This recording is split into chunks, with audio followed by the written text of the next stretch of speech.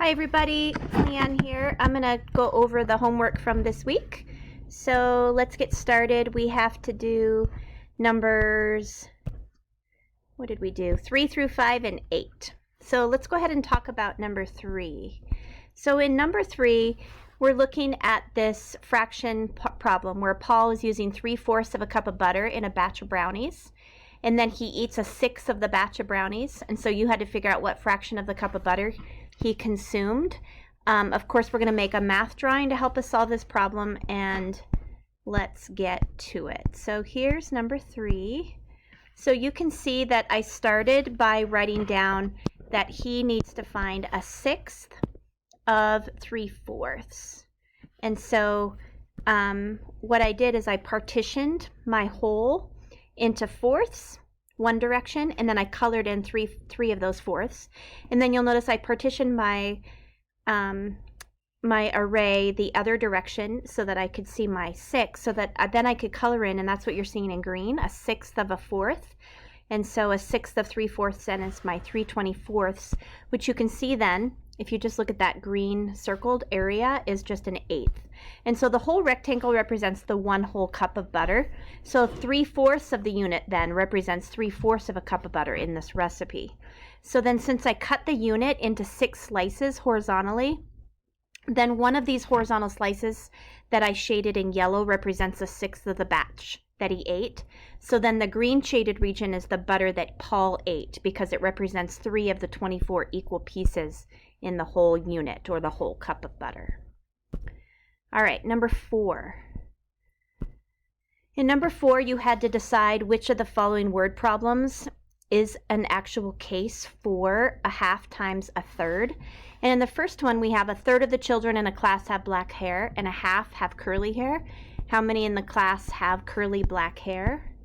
Well, that one is not a case for a half times a third, because we don't know the number of children in the class. So the best we can do is refer to a fraction of the class. And from the information, we do not know that a half of a third of the children have black curly hair.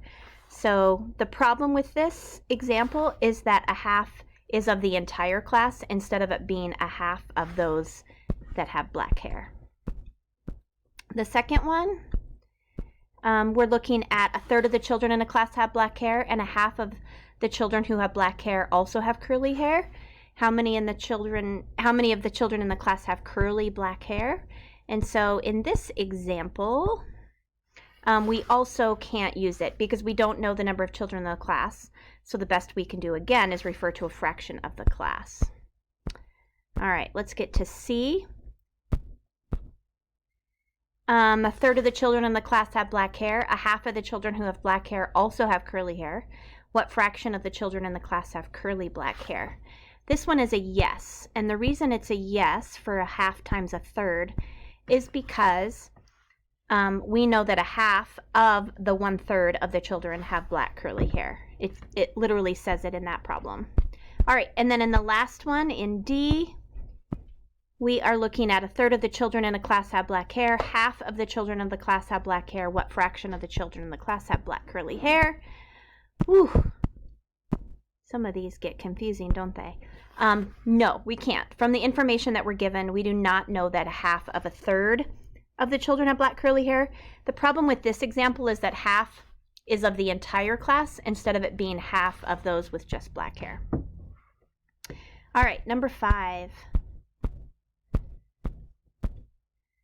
You had to decide which of the following are word problems for 3/4 times 5 and which are not. And so it's another kind of set of problems like what we just talked about, but I'm going to go through these a little quicker. In the first one, we don't know how many pieces the cake had, so we don't know what fraction of the cake 5 pieces represents. In the second one, we can say yes, 3/4 times 5 is a representation of the problem because John gets 3/4 of 5 pieces, or 3/4 times 5 pieces. In the third one, no, because we don't know how big the cake was at the beginning, so we don't know how much cake it took to feed a fourth of the class that originally got the cake.